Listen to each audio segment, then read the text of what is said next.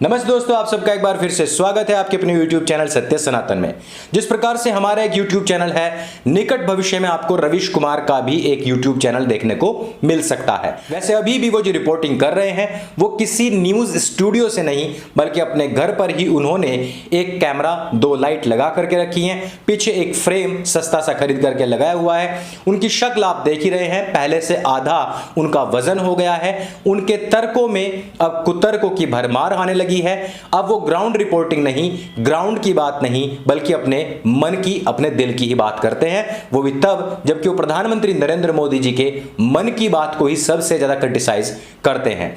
ये वही रवीश कुमार जी हैं जिन्होंने हमेशा ही अपनी ही बात को खुद से ही काटा है, अर्थात उनको अपनी पुरानी बातों का जवाब देने के लिए किसी अमन चोपड़ा की आवश्यकता नहीं, किसी रूबिका लियाकत या सुमित अवस्थी की आवश्यकता नहीं पड़ती, बल्कि वो ही अपनी बात को खुद ही काट करके खुद ही खड़े हो जाते हैं और गधे की तरह हैं करके हंसने लग जाते हैं। मैं ऐसा क्यों कह रहा हूं कि RND टीवी के दिग्गज पत्तलकार अब एक YouTube चैनल भी बना सकते हैं? उसकी वजह है वो खबर जिससे हमें पता लगता है कि अडानी ग्रुप, जी हां, आपने बिल्कुल सही सुना है, गौतम अडानी का अडानी ग्रुप अब 1600 करोड़ रुपए में RND टीवी का अधिग्रहण करने जा रहा है। कोई कह रहा है 10% शेयर खरीदे जा रहे हैं, कोई कह रहा है कि पूरा का पूरा खरीदा जा रहा है। चाहे बात कुछ भी हो, लेकिन RND टीवी के जो शेयर्स हैं वो तकरीबन 10% का उछाल मार चुके हैं जब से द क्विंट के एक पत्रकार ने इस तरीके का दावा पेश किया है। अब इस दावे में कितनी सच्चाई है कितनी नहीं, यह तो हम अभी नहीं जानते हैं। निकट भविष्य में दूध का दूध पानी का पानी हो जाएगा। लेकिन सबसे ज्यादा मजेदार बात यह है कि RND टीवी के जितने भी दर्शक थे, और खास तौर पर उनमें भी 90% लोग हमारे रवीश बाबू को देखने वाले जो 2-4 गिने चुने लोग थे, वो अभी लाइव सपोर्ट पर हैं। क्योंकि अभी तक हम भी लोगों को यही उदाहरण दिया करते थे कि चाहे स्थितियां परिस्थितियां कैसी भी क्यों ना हो, लेकिन रवीश कुमार ने स्टूडियो का खर्चा बचा दिया।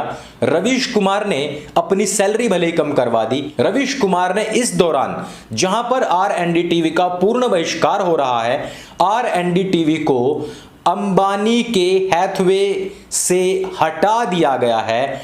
वह RND टीवी जिसको कोई विज्ञापन नहीं मिलता, जिसको फंडिंग तक नहीं होती है, उसको फिर भी जिंदा रखने के लिए और अपना नाम उस चैनल के साथ जोड़े रखने के लिए रवीश कुमार ने अपने अंतिम प्रयास तक किए। अपने रूम के अंदर से उसने अपना सारा सामान हटवाया, उसको स्टूडियो बनाया, घर से ही जो बकवास उसको पेलनी थी वो पेलता रहा। लेकिन अब क्या होगा ऐसे समय में जबकि खुद गौतम अडानी का ग्रुप ही पूरे RND टीवी को खरीदने जा रहा है, ऐसे समय में अब रवीश कुमार अपने सिद्धांतों से समझौता क्या कर पाएंगे?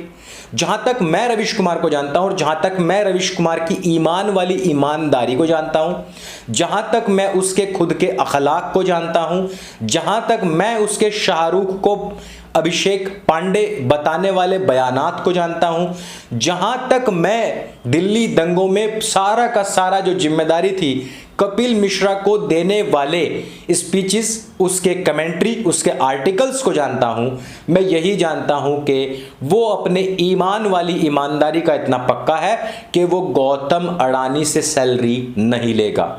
भूखे तो नहीं मरेगा, इस वजह से वो RND टीवी को ही छोड़ देगा। भले ही उसको DNA वही सुधीर चौधरी वाला, जी न्यूज वाला ज्वाइन क्यों ना करना पड़ जाए, भले ही उसको अपने कोर्ट में वापस से टाई क्यों ना टांगनी पड़ जाए, वही टाई जिसका कि वो विरोध करता चला आया था।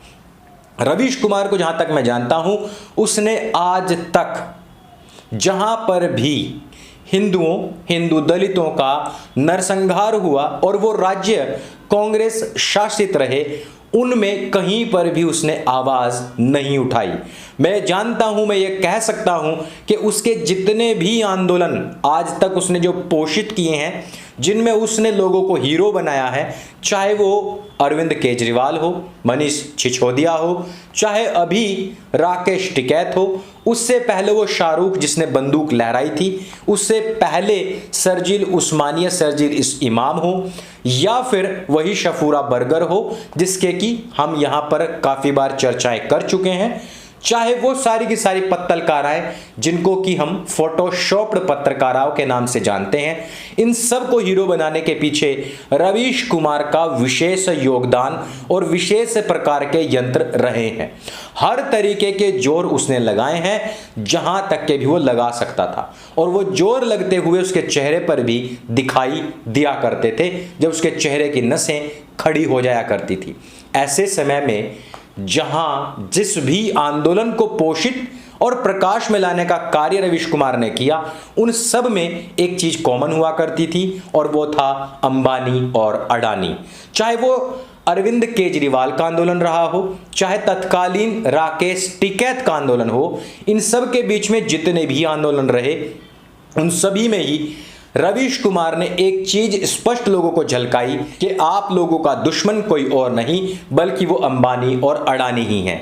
सबसे पहले वार किया था अंबानी ने, जब उसके केबल ऑपरेटर सर्विस हैथवे ने RNDTV को निकाल करके बाहर फेंक दिया था, और दूसरा प्रहार हुआ है अडानी की तरफ से, जिसके बारे में बताया जा रहा है कि कौड़ी के दाम RNDTV को खरीद करके वो अपने हिसाब से उसको चलाने वाले हैं। अब आप जरा सोचिए कि सबसे बड़ी लात किसको लगी है। जो RNDTV के मालिक होंगे उनको भागते भूत की लंगोटी ही सही 1600 करोड़ रुपए ही मिल रहे हैं, चलो भाई उठा करके रख लो। लेकिन रवीश कुमार को क्या मिलेगा? बेचारे की ईमान वाली ईमानदारी, जो अदृश्य जालीदार टोपी उसने पहनी हुई थी, अब उसकी भी कोई हैसियत, कोई औकात नहीं रह पाई। अब उसका वो स्टूडियो जो बनाकर तैयार करके वो RNDTV को समर्पित कर चुका था, और जहां से उसने काफी सारी बकपेलियां अभी तक की हैं, काफी सारा मैनिपुलेशन अभी तक किया है, सरकार हो या हिंदू उनको बदनाम करने का खूब कार्य किया है, राष्ट्रवादियों को गरियाने का और इस देश को गर्त में धकेलने का जो कार्य उसने वहां से किया है, वो भी उसके काम नहीं आने वाला है। क्योंकि जितने भी प्रतिस्पर्धी यूट्यूबर और पूर्व के पत्रकार थे, वो सारे के सारे हाथ में माइक लेकर के भैंसों के पीछे पीछे घूम रहे हैं, और वो अब के तत्कालीन रवीश कुमार, जो कि पूर्व में कभी रवीश कुमार आपने देखा होगा बैलगाड़ी पर बैठ करके घुमा करता था, वह अपनी छवि स्थापित भी कर चुके हैं।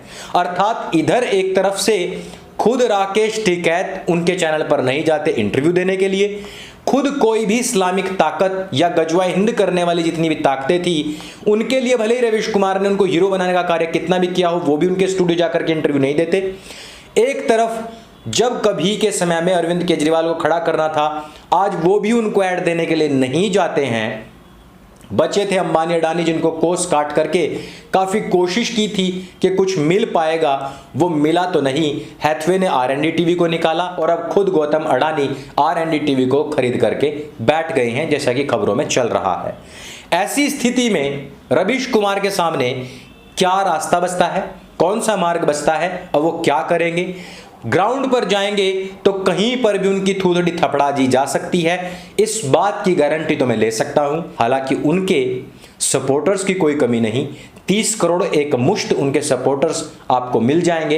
हो सकता है आने वाले समय में YouTube पूरी तरीके से हैक हो जाए और उन्हीं के वीडियो आए दिन नंबर 1 ट्रेंडिंग करते रहें, लेकिन ये सभी कुछ समय के गर्त में है। लेकिन देखना दिलचस्प ये होगा कि रवीश कुमार जब अडानी से अपनी सैलरी का चेक लेने जाएंगे तो उनके चेहरे के हाव भाव क्या होंगे, या वो वहां से छोड़कर अगर सुधीर चौधरी के बराबर में खड़े होकर DNA प्रस्तुत करेंगे तो उनके हाव भाव क्या होंगे।